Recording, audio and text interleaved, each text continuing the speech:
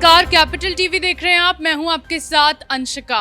Breaking now में इस वक्त की बड़ी खबर आपको बता रहे हैं, जहां विपक्षी दलों में फिर से घमासान शुरू हो गया है। लगातार मॉनसून सत्र की कार्रवाई में हंगामा विपक्ष का बरकरार है। मणिपुर मुद्दे पर विपक्षी पार्टियां लगातार पीएम मोदी के बयान की मांग कर रही हैं। इसी बीच बड़ी खबर आई है कि 29 से 30 जुलाई को विपक्षी दल के सांसद मणिपुर दौरे पर जाने वाले हैं और अहम बात यह है कि 31 जुलाई को अध्यादेश पर बिल सदन में पेश होने वाला है। वहीं एनडीएमसी की बैठक में अरविंद केजरीवाल को बड़ा झटका लगा है, जिसमें उस बैठक में अरविंद केजरीवाल के खिलाफ निंदा प्रस्ताव पेश किया गया है। इसी खबर पर ज्यादा जानकारी के लिए मेरे साथ न्यूज रूम से जुड़ रहे हैं कैपिटल टीवी के एग्जीक्यूटिव एडिटर राजीव जी। राजीव जी, पहले तो विपक्षी पार्टियों में घमासान शुरू हो गया है। 31 तारीख को अध्यादेश पर बिल पेश होने वाला है और विपक्षी सांसद उससे पहले मणिपुर के दौरे पर जाने वाले हैं। देखिए, ये जो विपक्षी पार्टियों की एकता है, हर पार्टी का अपना पर्सनल इंटरेस्ट है।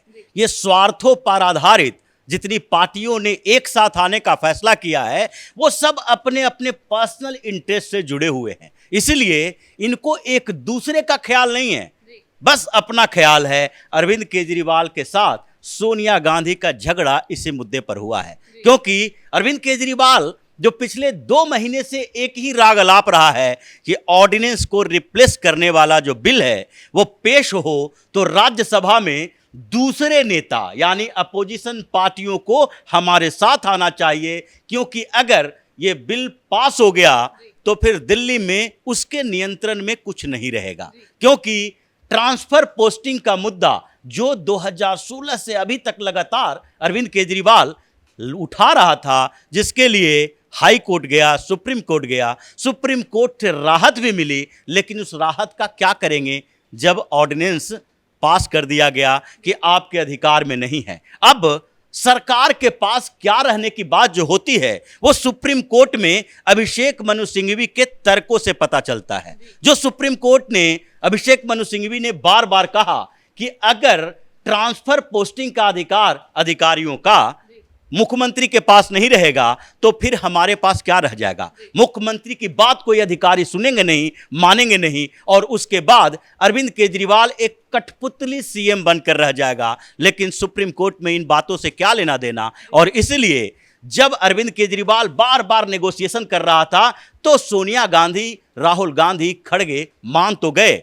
लेकिन खेल अभी बचा हुआ है। और जैसे ही 31 तारीख को बेल पेश करने के लिए समय निर्धारित किया गया, इन लोगों ने दूसरा मुद्दा अपना लिया कि 29-30 तारीख को सारे सांसदों को लेकर या फिर सांसदों का एक समूह लेकर मणिपुर जाओ, मणिपुर के मुद्दे को मुख्य तरीके से रखो, न कि ऑर्डिनेंस को लेकर जो मुद्दे हुए हैं उस मुद्दे को संसद में उठाओ, हंगामा करो। अभी तक ऑर्डिनेंस को रिप्लेस करने वाले बिल पर कोई बातचीत संसद के अंदर नहीं हो रही है। लेकिन राजीव जी, अरविंद केजरीवाल जी को तो विपक्षी दलों से ही उम्मीद है कि ऑर्डिनेंस पर जो बिल पेश होने वाला है उसमें उनकी दाल उनके जरिए गल जाएगी। देखिए, यही तो बात है कि अगर ये विपक्षी पार्टियों से नेगोशिएशन कर रहे थे, सबसे बातचीत कर रहे थे, लेकिन हुआ क्या, इतने दिनों से जो मॉनसून सत्र चल रहा है, 6 दिन से ज्यादा हो गया, अब इस बीच ऑर्डिनेंस को रिप्लेस करने वाले बिल पर कोई चर्चा नहीं हुई।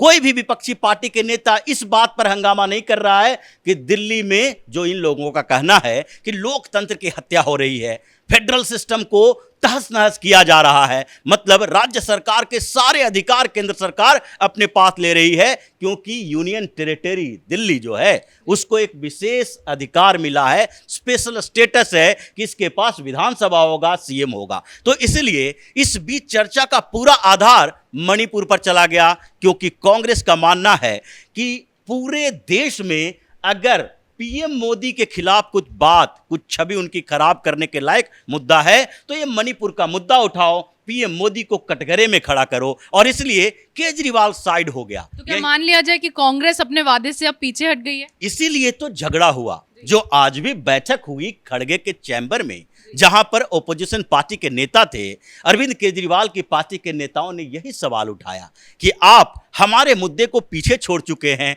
और मणिपुर मणिपुर चिल्ला रहे हैं। अगर 31 तारीख को बिल पेश होगा, हम लोग ऐसे ही वॉकआउट करते रहेंगे, बिल पास हो जाएगा और उसके बाद हम हाथ पर हाथ धरे रह जाएंगे, हमारा सारा अधिकार छीन लिया जाएगा। इसी बात को लेकर हंगामा चल रहा था और सोनिया गांधी और केजरीवाल के बीच अब जंग छिड़ गई है, क्योंकि अपोजिशन यूनिटी का सबसे बड़ा आधार जो केजरीवाल के लिए है वो है ऑर्डिनेंस को रिप्लेस करने वाले बिल। और जब वो बिल पास ही हो जाएगा तो उसके बाद वो न सोनिया गांधी के साथ रहने वाले हैं, न किसी दूसरी पार्टी के साथ रहने वाले हैं। वहीं केजरीवाल को दूसरा झटका ये लगा है कि एनडीएमसी की बैठक में उनके खिलाफ निंदा प्रस्ताव पेश कर दिया गया। ये निंदा प्रस्ताव पेश किया गया है, पास भी होगा, क्योंकि एनडीएमसी में जिस बात पे चर्चा हो रही है वो है दिल्ली में बाढ़ की समस्या पर। और अरविंद केजरीवाल बेशरम इंसान, जो कि पिछले दिनों जब कल बैठक हुई और एनडीएमसी की बैठक के दौरान ये बात उठाया गया कि जो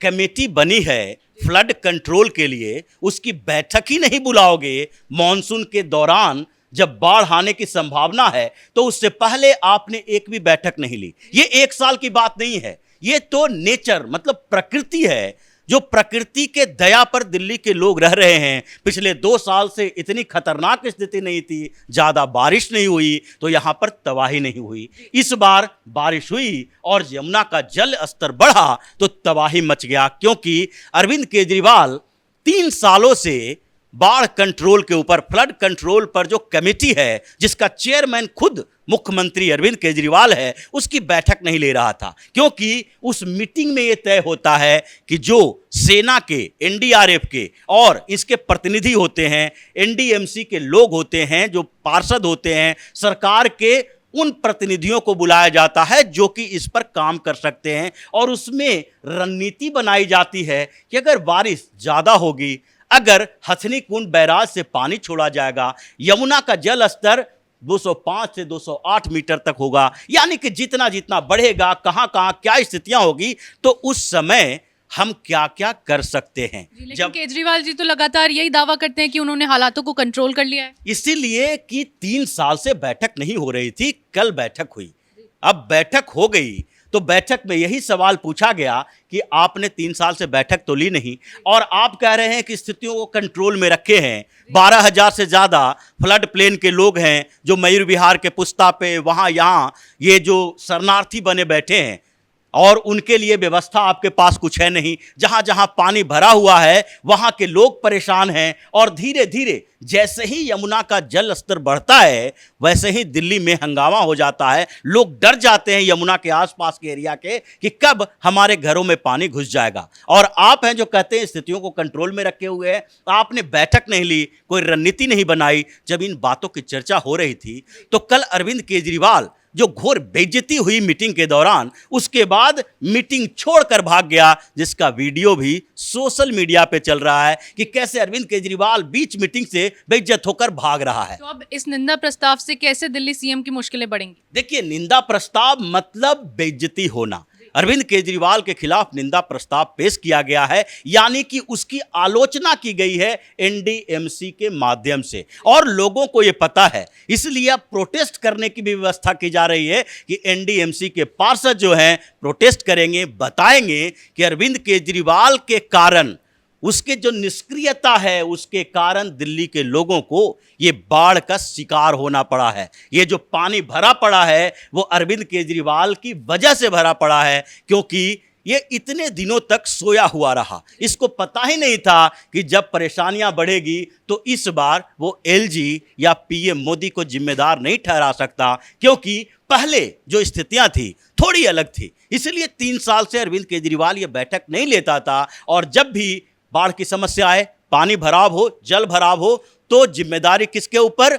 एनडीएमसी के ऊपर, एमसीडी के ऊपर, क्योंकि एमसीडी में भारतीय जनता पार्टी थी। और इसलिए केजरीवाल को लगता था कि हमारे पास तो कुछ है ही नहीं। लॉ एंड ऑर्डर की समस्या हो, दिल्ली पुलिस को बता दो जिम्मेदार, एलजी को बता दो, सेंट्रल गवर्नमेंट को बता दो। जब बाढ़ की समस्या, डीएमसी एमसीडी की समस्या, एनडीएमसी की समस्या हो, तो उसमें नाले की समस्या हो तो उसमें बीजेपी को जिम्मेदार ठहरा दो कि एमसीडी आपके पास है। लेकिन अब तो एमसीडी भी केजरीवाल का, दिल्ली सरकार भी केजरीवाल का, तो अब कहाँ जाओगे बच के? इसलिए जब केजरीवाल से सवाल पूछे गए तो वो भाग के चला गया मीटिंग से, और फिर इसी वजह से मीटिंग जो होनी थी वो मीटिंग में जा नहीं रहा, कतरा रहा है, तो निंदा प्रस्ताव पेश किया गया है। यानी कि केजरीवाल को बेइज्जत करने का पूरा प्लान बना लिया गया है। जी बिल्कुल, बहुत बहुत शुक्रिया तमाम जानकारियों के लिए। तो एक के बाद एक अरविंद केजरीवाल को डबल झटके लगे हैं, जिसमें सबसे पहला 31 जुलाई को अध्यादेश को रिप्लेस करने वाला बिल पेश होने वाला है।